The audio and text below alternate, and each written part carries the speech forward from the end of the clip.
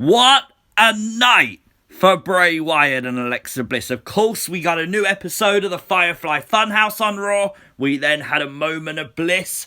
And then we had a whole sting with Randy Orton go down. It was such a good show, for Bray at least.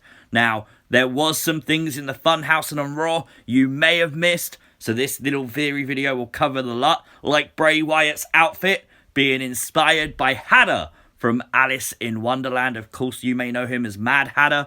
He was at the tea party, which is what Bray Wyatt was hosting.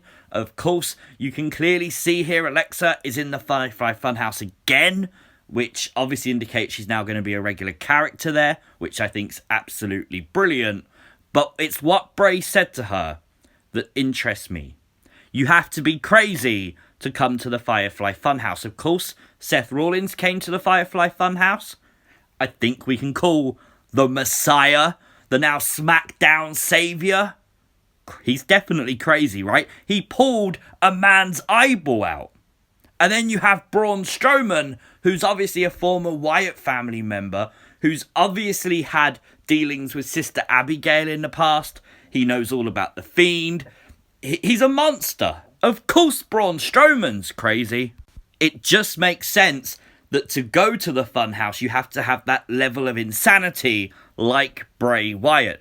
Also, you can see above on his hat, it says 1911, numbers we've seen before from Bray Wyatt before in the Firefly Funhouse. Of course, I posted a video. We didn't go into it on that one because I wanted to go into it on this one. We all know it's from the clock. Abby's clock that we once saw in the Funhouse read 11:19. There are multiple different theories about what does 11:19, 1911 actually mean. We always think maybe it's the date of The Undertaker's real WWF debut. He did debut at Survivor Series on the 22nd of November 1990, but his first match was November 19th, 1911, 11:19, 1990. Of course, we know this year's Survivor Series is the 30th anniversary of The Undertaker. The whole show will be dedicated to him. He will be there in attendance. That could be a likely outcome, that Bray Wyatt could possibly go after The Undertaker, which if it's true, that's amazing because that clock thing happened ages ago and the seeds were planted so long ago by Bray Wyatt. We did find out on Raw it's going to be champion versus champion at Survivor Series. So Randy Orton is tied up in a match with Roman Reigns. So that kind of indicates that, yes, Bray Wyatt or The Fiend will have to maybe do something else at this pay-per-view. It could make sense that his big spot on the show is attacking Undertaker. It might just be Orton, but you never know. The other theory is the Bible verse Ezekiel 11:19. We have spoke about this in the past on the channel. Of course, it reads, I will give them an undivided heart and put a new spirit in them.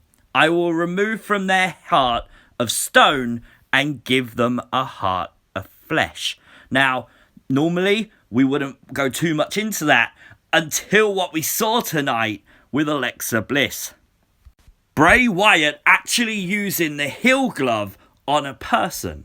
And what we saw from it was this demonic possession that we actually then wondered, okay, so Bray Wyatt's kind of changed her, therefore, with the heel glove. So that Bible verse seems relevant. The only other time we've seen him use the heel glove before was to revive Ramblin' Rabbit after Ramblin' Rabbit had died for God knows how many times that was. But when he did that, obviously we knew he could bring people back. We didn't know that he could put them under and bring them back with just the heel glove. So this is some kind of possession thing, I think.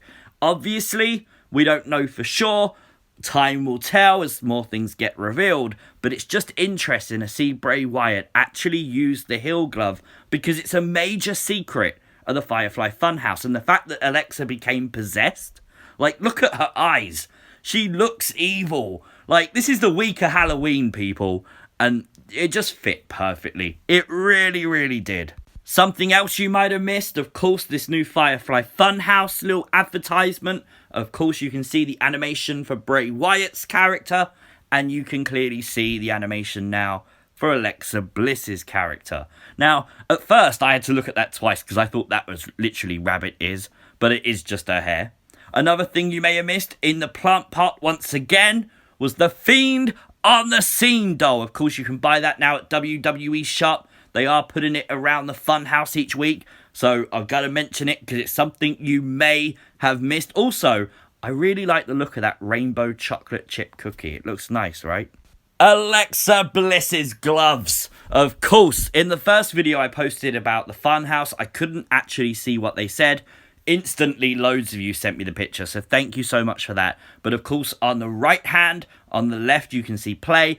On the left hand, on the right, you can see pain. Play and pain are Alexa's versions, I assume, of hurt and heal. Now, that's kind of cool. But what do they mean for Alexa Bliss? Well, we actually saw Alexa later. She was not wearing those gloves. She was, however, wearing that, what we think is like a dungaree with Yowie Wowie wrote on it. You can see it's on like blue, so obviously the colour of the Funhouse. The Yowie Wowie motto is one that Bray's sort of used over the past few years. And of course it's in childlike writing, but if you zoom in on the eye, you can clearly see a cross, making it just like the staff that Bray Wyatt used in the Firefly Funhouse to kill Ramblin' Rabbit tonight. Of course, it's the one that reminds him of Randy Orton. Little Easter egg there. Just the tip of the eye. So cool. Of course, when Alexa Bliss spoke to Bray Wyatt in the Funhouse and she said something about fire, well, Bray Wyatt went into a trance. You can see that picture in the background as well from Randy Orton burning down the Wyatt family compound. You actually heard Abby say Bray no, but the eyes are what interests me. Now, blue eyes are heralded by some to be most desirable and attractive as eye colours, but blue eyes are also representative of knowledge. The fact this was Bray Wyatt remembering everything Randy Orton has done to him before the Fiend went out after Orton, that adds a whole new meaning to those blue eyes. We saw a whole new side of Alexa Bliss in the Firefly Funhouse tonight, but we did get a new theme song for her. Please welcome the host of A Moment of Bliss, Alexa Bliss!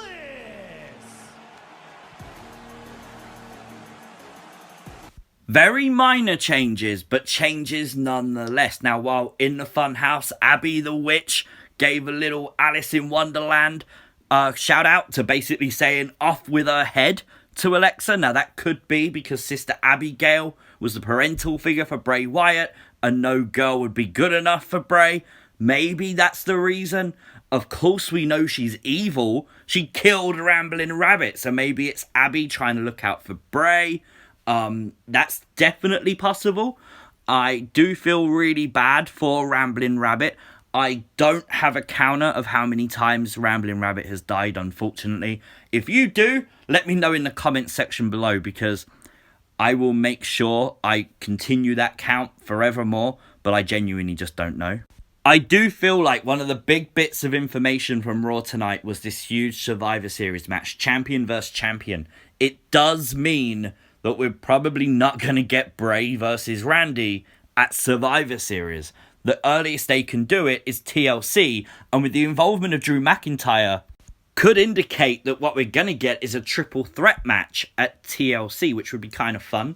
It means Fiend hasn't got to be pinned, and you could push Fiend versus Orton maybe to Royal Rumble when they have their one-on-one encounter. That's a distinct possibility.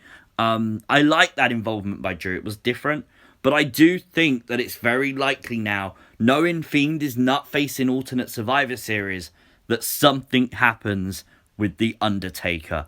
There isn't many opportunities left, and you gotta believe that Fiend and Bray want to get that revenge on The Undertaker. Of course, Undertaker beat Bray Wyatt at WrestleMania in a match we all thought Bray Wyatt should have won, so it does make sense. We're probably not going to get a match out of it, but an attack, it's worth it.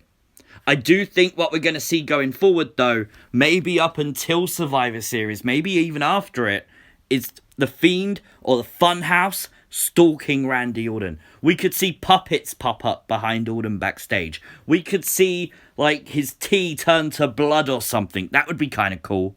But obviously what we saw on Raw was Randy Orton walk away from the Fiend. We saw the fear that Randy Orton had in Bray. And Bray's told us fear is power. So we know now that Fiend has some kind of power that could hurt Randy Orton. And if he does, what does Randy Orton change into? How does Randy Orton's character change? That could be very, very intriguing in a few months' time. Obviously, there's no kind of altercation between the two yet, so it will be a little bit of the way away, but it's still worth waiting for. We must also mention the actual YouTube video WWE put up on their channel of the clip of what happened at the end of Raw. Of course, it's titled "The Fiend and Drew McIntyre Lay Trap for Randy Orton." Now, are they trying to indicate there that The Fiend and Drew McIntyre worked together here? It's possible with what we saw. Fiend didn't try and stop Drew in any way, so maybe the Fiend was making sure Randy Orton got his comeuppance. Now, that doesn't change the story at all, but it could be something interesting to take note of. I have to give props, though, to Bray and Alexa tonight. The acting, perfect. The timing, perfect. Everything about these segments on Raw has been amazing. I hope that you now see all the secrets I saw in the Firefly Funhouse. If you saw anything, let me know in the comment section down below. Check out the videos from Monday Night Raw already uploaded on the channel. Like this video, share this video, subscribe to the channel if you're new. Follow me on Twitter at CWrestlingUK. I will see you as always next time. Peace!